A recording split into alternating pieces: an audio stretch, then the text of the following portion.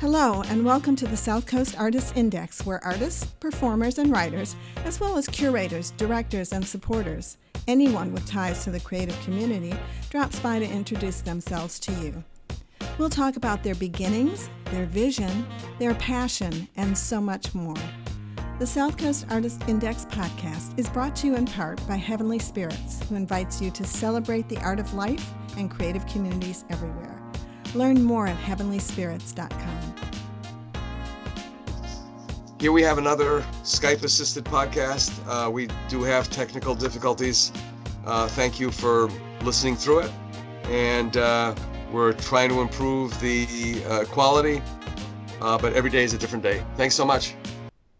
Hi, this is Ron Fortier, your host of the Artist Index podcast, brought to you by the South Coast Artist Index, better known as the In Focus podcast.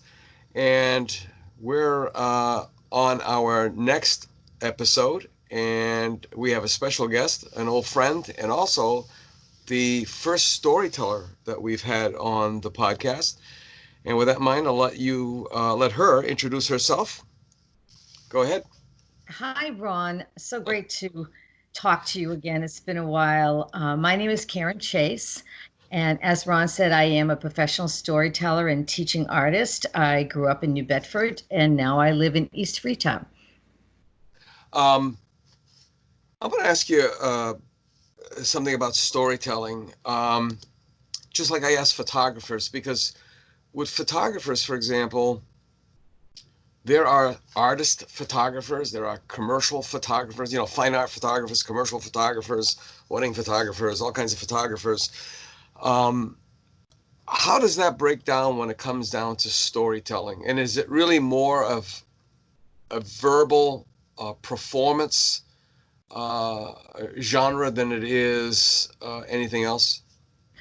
Absolutely. A lot of times what people will say to me when they ask what I do, and I say I am a storyteller, they assume that I read to children.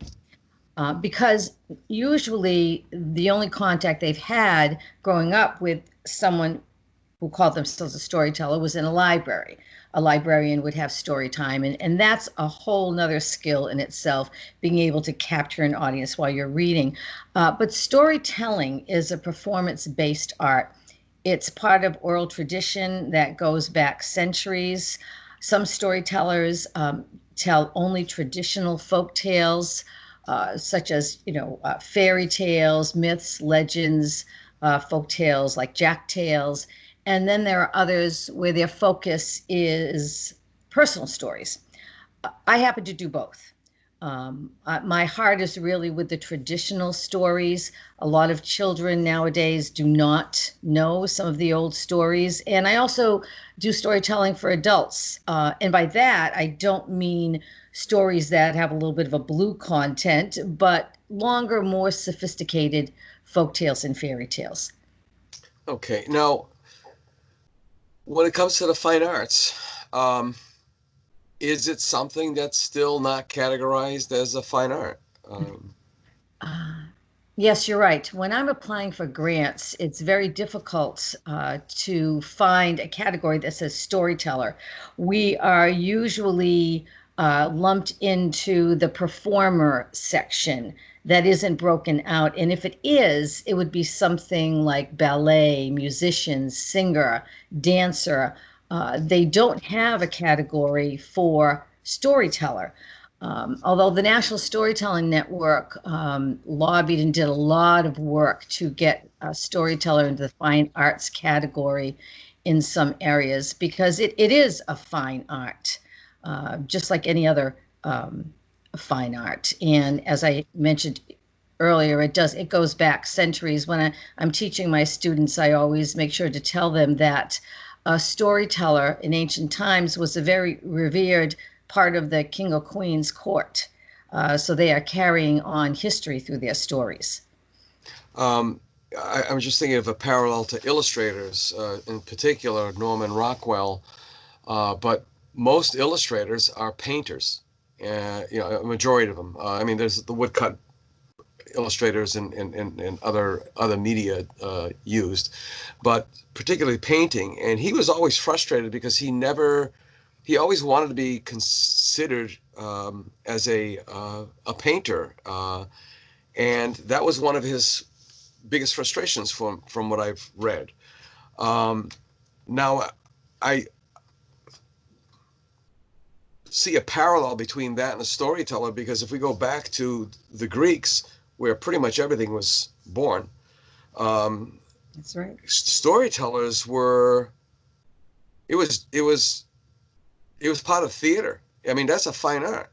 Yes. Yes, absolutely. And that back then is how culture and history was passed on from one generation to the next. So without those stories, cultures lose a sense of who they are. So it's extremely important to carry on the stories. And one group in particular, the Native American culture, their stories are sacred to them, because it was passed on from elder to elder.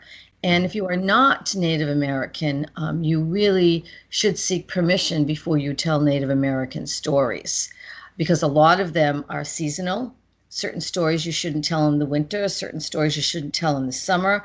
And their stories passed on a lot of their sacred information from nation to nation. That just triggered something in my head. If you say it, it is so. Hmm. I don't know where it came from. I mean, what memory, or maybe a spark of genius. But I doubt it. But I've heard that someplace. If you say it, it is so. It's true. I've heard a version of that. Yes, yes, you're right. Which brings me to Ghostbusters. The first thing you shall think of, the first thing you think of shall destroy you, and that's where we got the Stay Puft Marshmallow Man. Oh my goodness. Now, boy, do I have a lot of questions. I always ask painters, when was their first consciousness? When did they know that, oh my God, this is what I want to do for the rest of my life? Or, wow, this is something I don't ever not want to do. It's that thing that drives us, that je ne sais quoi pas thing. When did that happen to you? Oh, it's funny that you asked that, because you're right. You just know the exact moment when it happened. I was actually working at my local elementary school, not in a teaching capacity. I was working at a preschool in a teaching capacity, in my second job at the elementary school. And my son was young at the time, and I was on the PTO board, and there happened to be an upcoming conference for talented and gifted children in New Hampshire. And the principal asked if I would go with some of the teachers and be, parent liaison. And I happily went. And during that weekend at lunch one day, we had a storyteller at the end of our luncheon as entertainment. And I just remember being so totally entranced by this woman. She was a fabulous storyteller, but also I was thinking, I can't believe that you can do this for a living. And she had me so mesmerized the entire time. And some of my friends who were at the table with me, decided to go and take a walk or do something else, and before the next session. And I just sat there overcome by what I was hearing and seeing. And when I came home, this was in Google's infancy, and I immediately started to Google and find some place where I could go to learn more. And I happened to come across a storytelling conference in Iowa, and I booked a ticket, put myself on a plane, and went to the conference, and that's how it all began. Wow. Talk about being bitten by the bug, huh? Oh, absolutely, absolutely. I couldn't wait to learn as much as I could to begin to learn about this art. And from there, I took a wonderful 4-day workshop in Marblehead with a wonderful international storyteller called Judith Black. Luckily, I did not know who she was at the time, or I would have been too intimidated to go.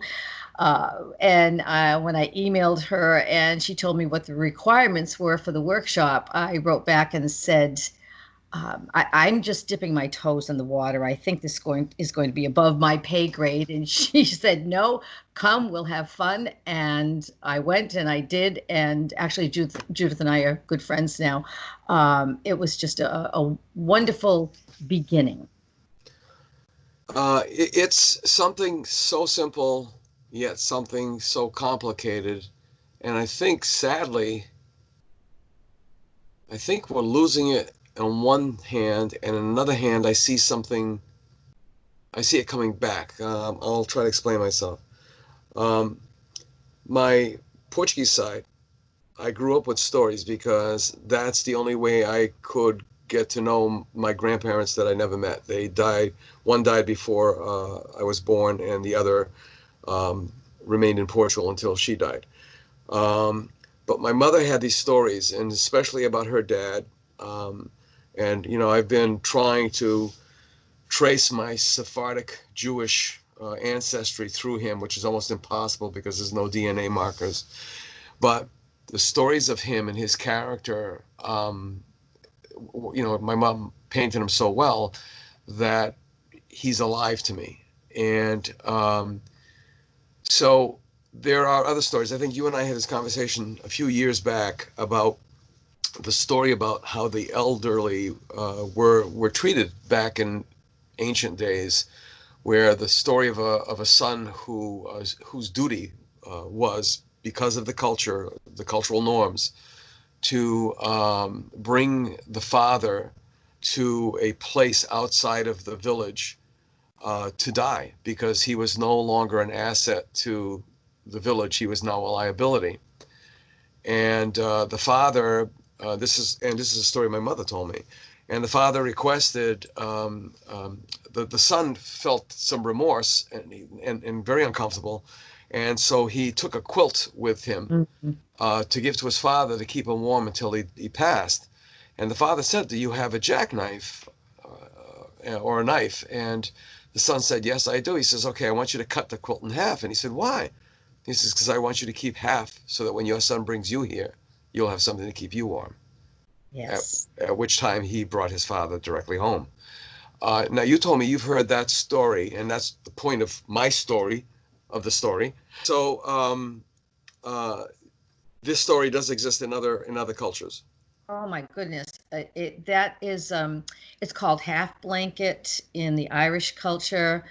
I've read and heard that story from so many of the Japanese culture, Chinese culture, Italian. Yes, and that story, like folk tales, travel. So you will see versions or adaptations of the same folk tale in different cultures. A lot of times when I'm reading anthologies to find new stories to share, I'll say, oh, wait a minute, that's the story of the Czechoslovakian clever Manka, but it's called something entirely different in Greece.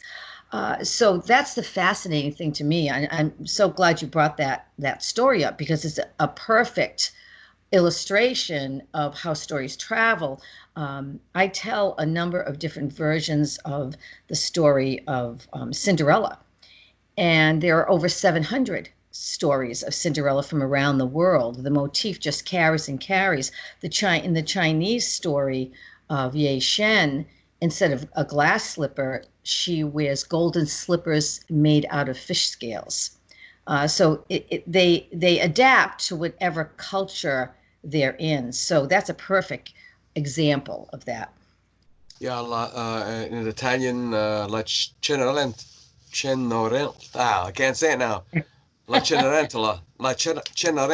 There it is. One of my allergies acts up, and it blocks up my sinuses, and I can't say some words. But yeah, it is amazing how that happens. And when I was talking about presently, and if we go back to 50s and 60s and even 70s television,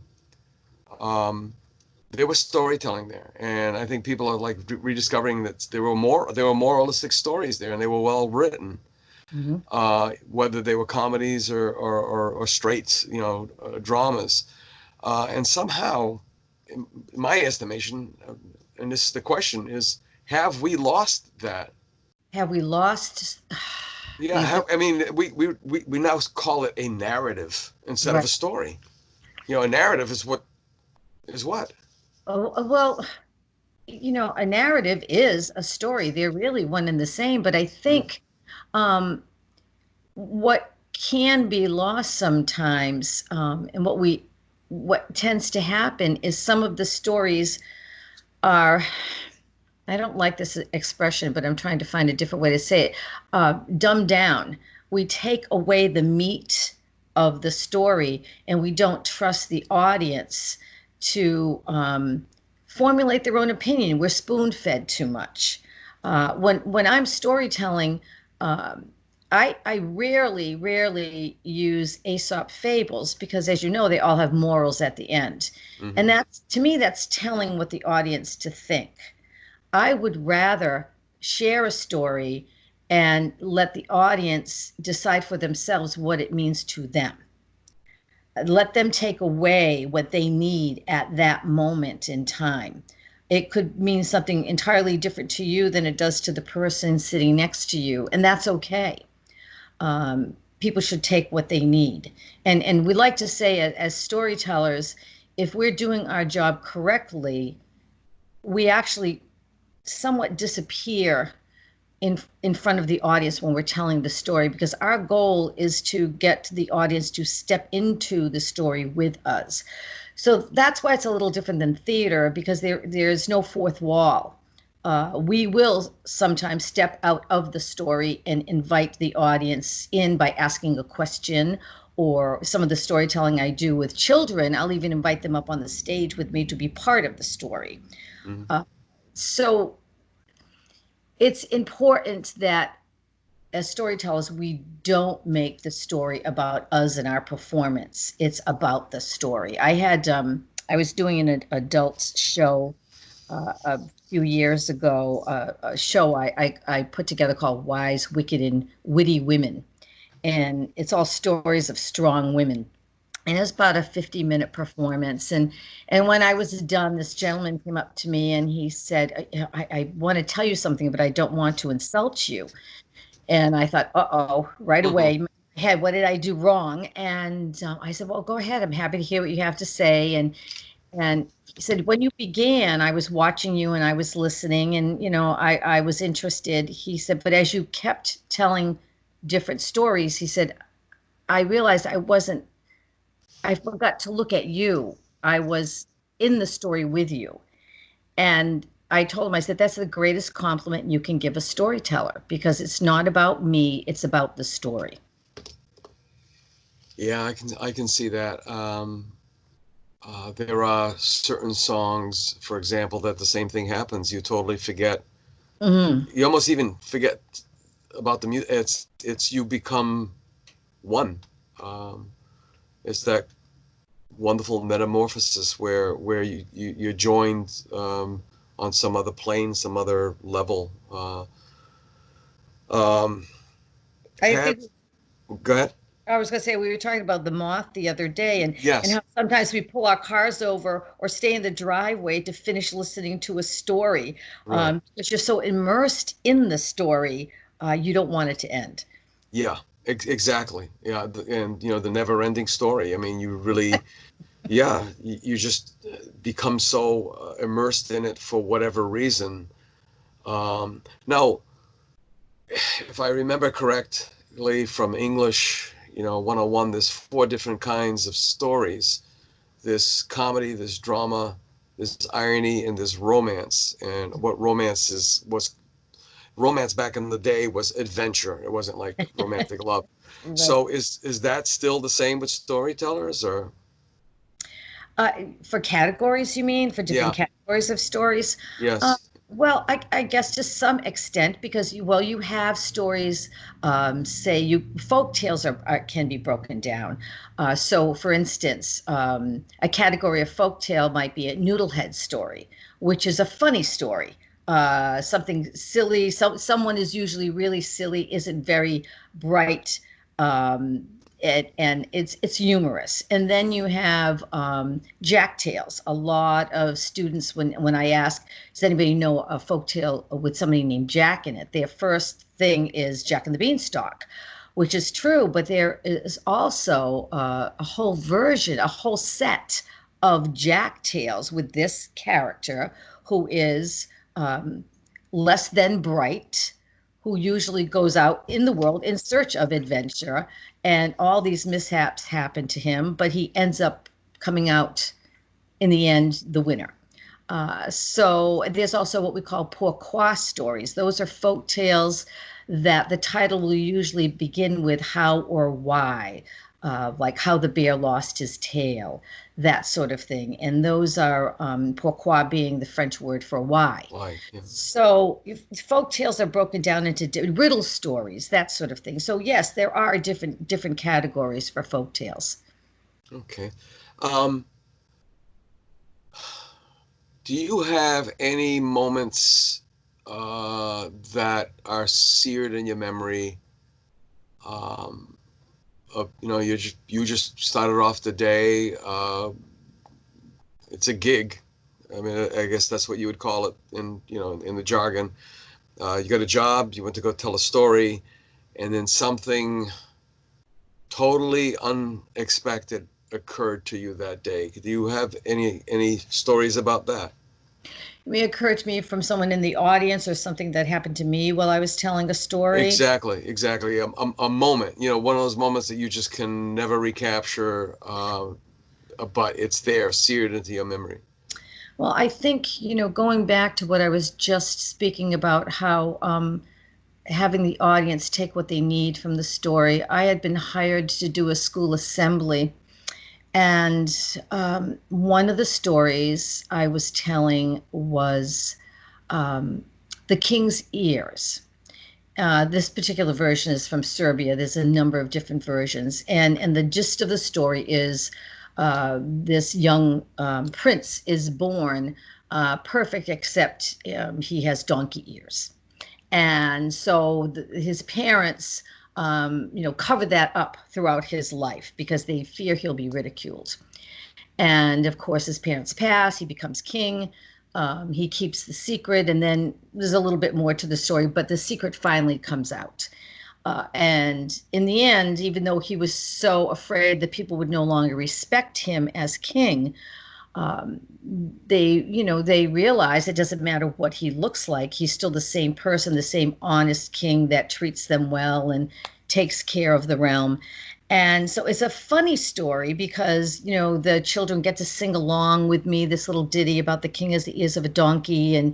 And so it's a fun story, but there is, an underlying message to it. But again, you take what you need from the story.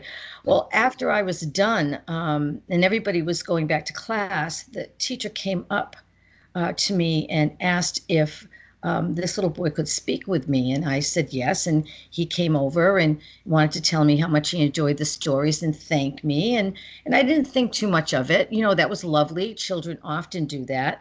And then she sent him back to class, but she stayed behind. And she said, and the boy was wearing a cap, which I thought was a little unusual because usually they can't wear hats in school, but I didn't pay too much attention to it. And she said, you cannot believe how much that story has impacted him and will impact the other students. This little boy had alopecia and had lost all of his hair and had gone through a lot of teasing, and then his hair came back and things went well, and he recently had just gone through another bout of alopecia, and that's why he had the cap on his head, because he had absolutely no hair. And she said that story, was about loving people for who they are, not what they look like, and how much that meant to him and would impact him and the other students in school. Now, I came with that story that day, not knowing that, not even thinking about the underlying meaning of that story, because it wasn't one of my programs on bullying or peacemaking. It was just that time and day. It was a fun story. And I always think of that little boy. I always think of him. Who he's probably a young man now. This was quite a number of years ago, probably 10 years ago. So that's one that stays with me. The power of Wow. story. Yeah. Yeah. All I could think of is I flash back on my dad, who was crazy in his own right ways. He thought my ears were far too large for my head when I was a child. So he taped them back at he taped Oh, them before I went to bed. Honest to God, he did that. So when you started saying that, it's like, oh my God, I was waiting to hear about the little boy, you know.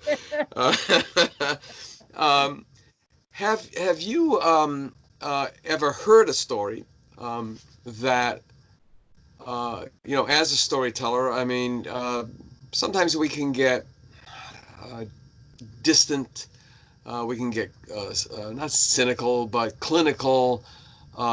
You see other people's art, and either it turns you on or does nothing for you, or it's just absolutely horrible. But have you ever had a situation where um, you heard someone else's story that really just um, froze you in your tracks, or turned you around, or impacted you in a way that you never imagined? oh my goodness. Hmm, that's a tough one. I, I, I I would have to say it's probably maybe not so much. Well, let me think. Uh, yes, now that I'm there, there was a wonderful, wonderful storyteller who became a treasured friend of mine. Sadly, he's no longer with us. His name is Pat Mendoza from Colorado, and there's a whole backstory to how the funny way he and I met. But we became good friends, and he was not only a storyteller but a musician and a beautiful singer. He did a story on the Marines that were lost on Macon Island, and it's you could actually Google it on YouTube. He did a whole video for one of the generals in Washington, and it's so moving. It's a personal story, not his personal story, but it's a story of these soldiers, and that has the power to move anybody who listens to it. While it didn't affect me personally, it's just such a moving story of our history that has been set to story. And, it's always been said that if our history was set to story, we would never forget it. Because there is something very powerful about taking pieces of history and taking them out of just relegating them to the dates and times and names of people. So that's one that was very powerful to me. It didn't change me personally, but it was just very powerful. Um, Trying to think of a personal way that a story affected me. I'm not coming up with one right now, but what I do know is that going to live performances of other storytellers who have really honed their craft and their art can be incredibly moving as a storyteller myself, because it helps me try to be better and reach for a higher goal in my storytelling. So in that way, other storytellers sharing their work is really motivating. Um, I've heard, I've read, um, heard and read, Europeans, for example, laugh at us. Not all of them, but uh, they laugh at us because they say they say we have buildings that are older than your country. That's true. You you have short memories, and I think that was also part of the narrative of the terrorists, Middle Eastern terrorists. around the time of the Libyan terrorism, which is documented in, believe it or not, Back to the Future. That was part of the storyline, and then all of the interactions that we've had, violent interactions we've had with the world of Islam. And one of the things that they refer to is that we have very short memories. Is it possible that the reason why we have short memories is because, I mean, does America have stories anymore? Do they have stories that are handed down, as they once were, or have we lost that? And is that where memory really resides, is in stories? Well, I think story is a powerful, powerful tool. Uh, um, we don't have the types of stories that come from European culture, but we do have stories that were carried over from the from the African culture coming to the United States through, sadly, the slave trade. And the Brer Rabbit stories, those are cultural, not American, because they have come from another culture. But if you look to what stories from the United States, the Brer Rabbit stories, but they came from another country. I do think, and you and I talked about this the other day, about personal stories and how that's how we remember where we came from. You're talking about doing your genealogy, and how genealogy has really, exploded the last 10 years or so, with their DNA mapping and people wanting to know where their ancestry came from. So collecting family stories, I think for us here in America, because we don't have a broad-based cultural um, content of folk tales and fairy tales that came from this country, because we are such a young country. Uh, I think that's what makes family stories all the more important, because that's how we get to know people that we never had the opportunity to meet. In your case, your grandfather. So I urge, your listeners, that if they can, while their parents or grandparents or great grandparents are still with you, do collect their stories. You That dropped. there Yeah, are.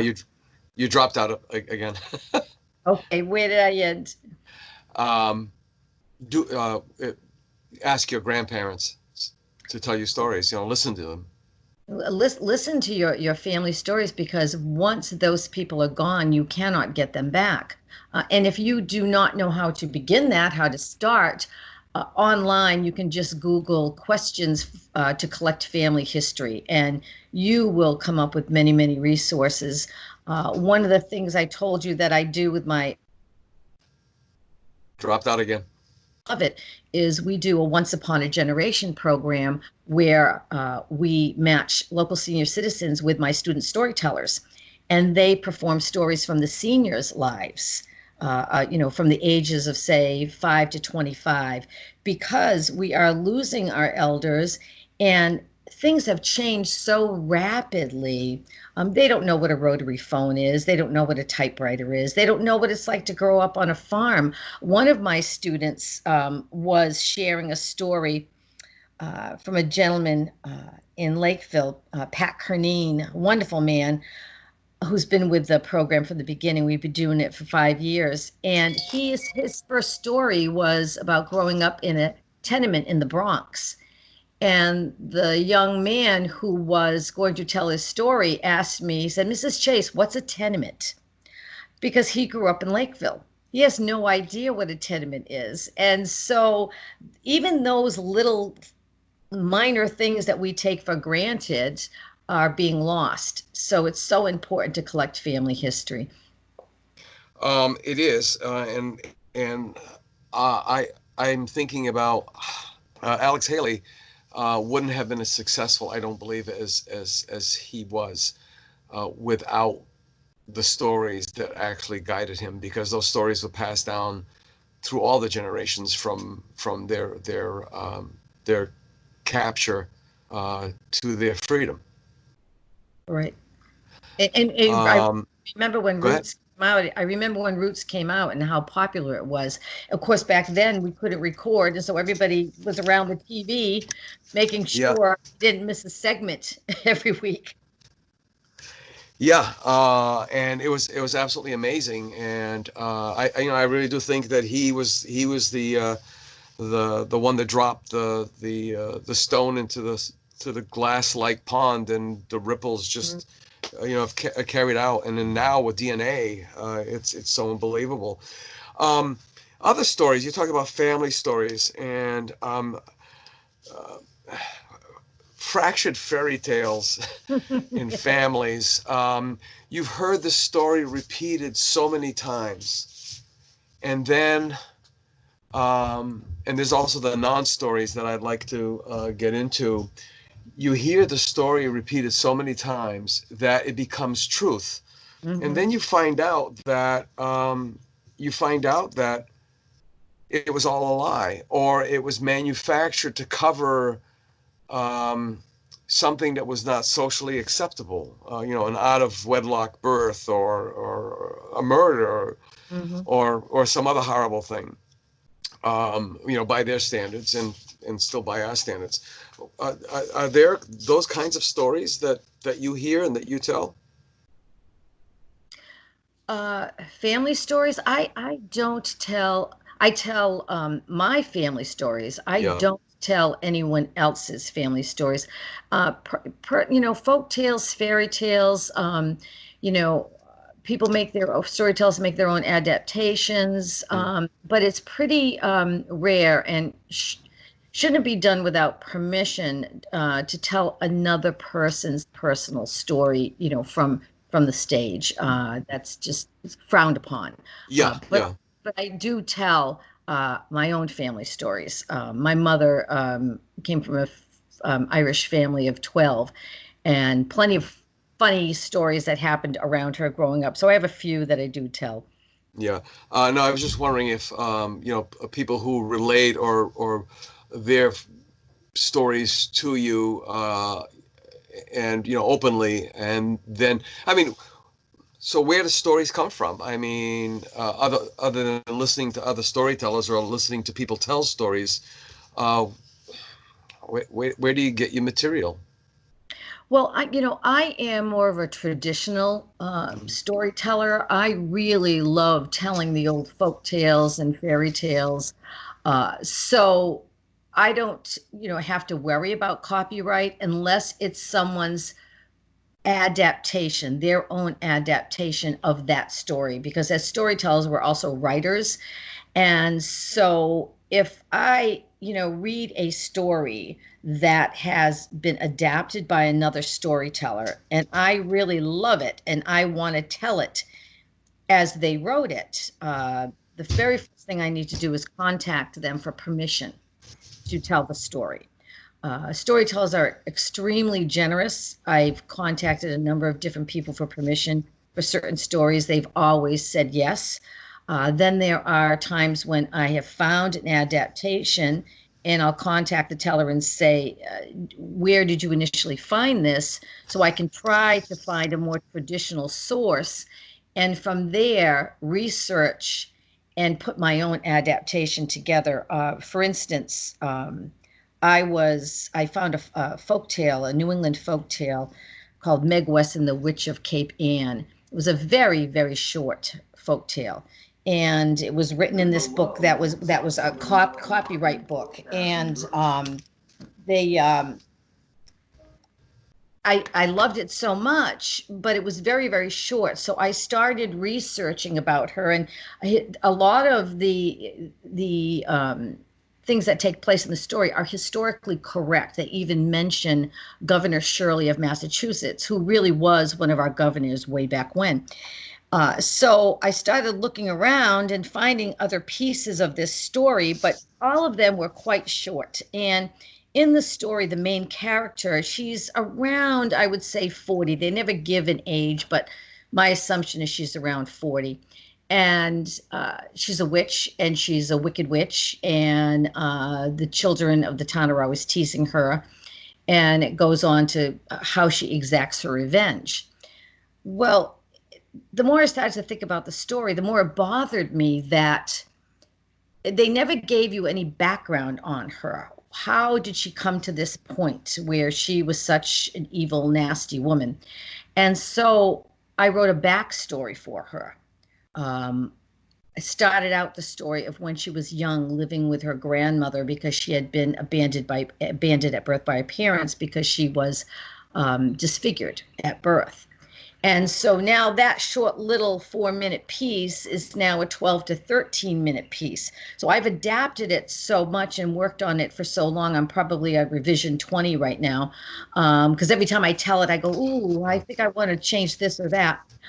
So that particular story is specific to me. So if someone heard me tell it and wanted to tell it, they would ask me permission because I revamped it so much. So basically, what musicians call covers, in other words, they're performing a song that they didn't write, but someone else did. So they're covering them. So storytellers, in a way, do the same thing. Right, right. But as I said, if it's someone's adaptation, then you really need to ask permission. Right, right. Or even something, if it's original. Robert Munch, who is a wonderful author and used to be a teacher and would always tell his students stories. And this particular story, he would just number them. And this one was number 99. And he ended up turning it into the book called The Paper Bag Princess. And it's a wonderful, fun story. And I wanted to tell it, but it's an original tale. And so I wrote him and asked him permission. And he said, yes, go ahead, tell it.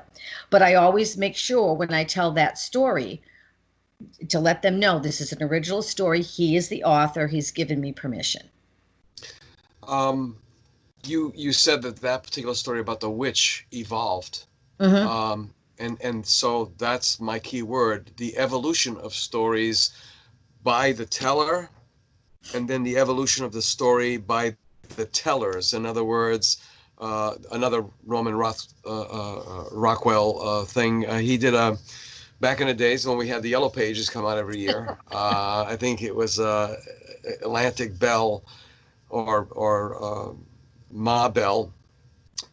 They would have illustrations on the covers. And I remember one year it was Norman Rockwell's, I don't know if it was called Gossip or The Story, where he had a series of heads, and the top left corner, there was someone speaking to someone to their left, and then that just kept on going all the way down the line. And I think we had a shampoo commercial, and they told two people, and they told two people, and they told two people.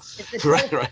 The telephone game, they call that. The telephone game, yeah. So stories will evolve by the teller because you have those epiphanies where, oh my gosh, something you hadn't realized before. And that's sometimes the power of repetition. And then the same thing when stories are passed on, either things get added onto or dropped off. What are your thoughts on that? I think that's true. When you're, what we try not to do as storytellers, we're adapting, is to change the ending. And by that, I don't mean changing the words, but changing the essence of the ending, because some things do need to be adapted for modern times. Language needs to be adapted, that sort of thing. So, yes, we need to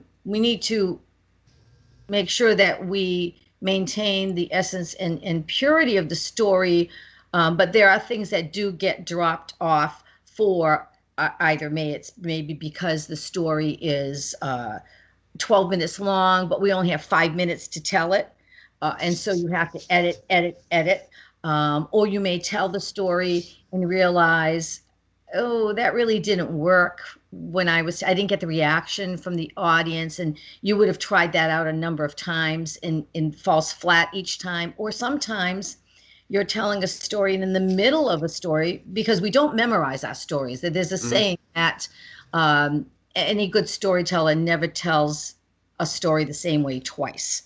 So we're not memorizing the story. We know the outline of the story. We know some of the major details. But sometimes when you're in the middle of telling a story and all of a sudden something really interesting, a piece of dialogue, or maybe the way you describe something changes, and you think, oh, that works. I'm going to keep that next time. So we're constantly revising, even as we're on stage telling.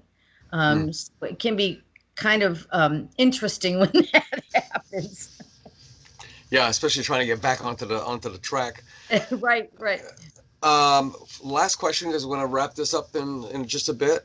I heard something really interesting today, and we had this conversation last week about during this pandemic.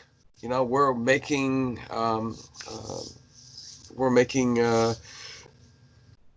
we're being more inventive. We're being more creative. We're making accommodations, and one of the accommodations for storytellers is that they have to now present their stories as we are doing now. We're communicating over Skype.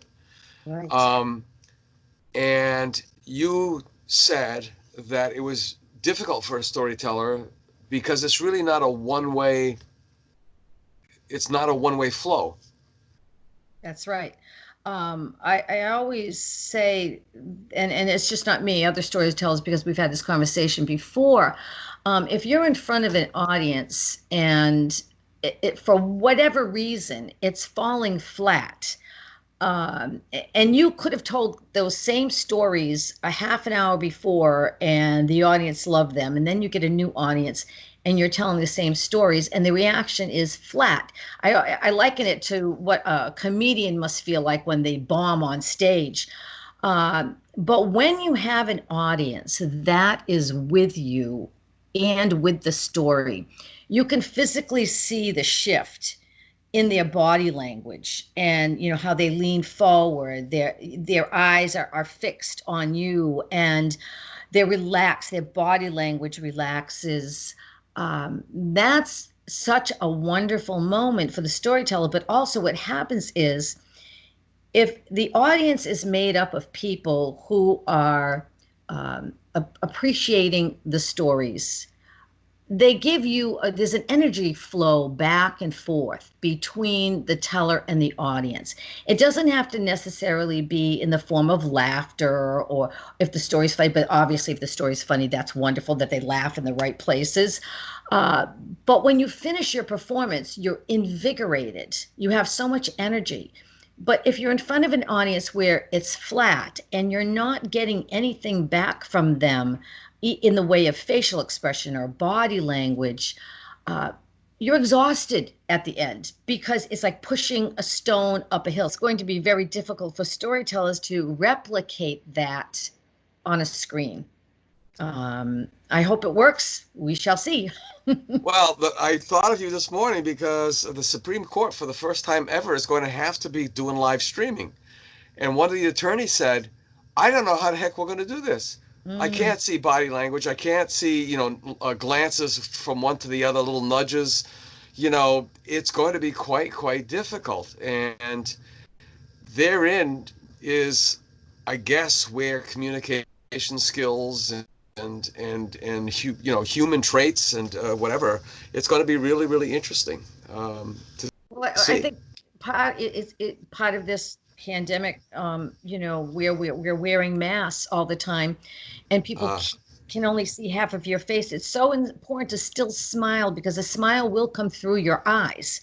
It's still so important to use your facial expressions, because we as a society get so many cues from facial expression and body language. And I always tell my students when I'm teaching storytelling, you bring a story to life not only with your voice and your emotions that you're using in your voice, but also your physical being. And it's amazing to watch them when they finally understand how you bring that all together to present a story. And it's just the same way in life. It's nothing magical. It's just paying attention to what you need to do to best convey emotion through body language, facial expressions, and voice. But it's the feedback. It's the feedback that's important too. Yeah, there's a word for that that escapes me completely right now. And then finally, Karen, I asked this of a majority of the guests on the show. How would you like people to remember you, especially as a storyteller? Um, Geez, that's a good question.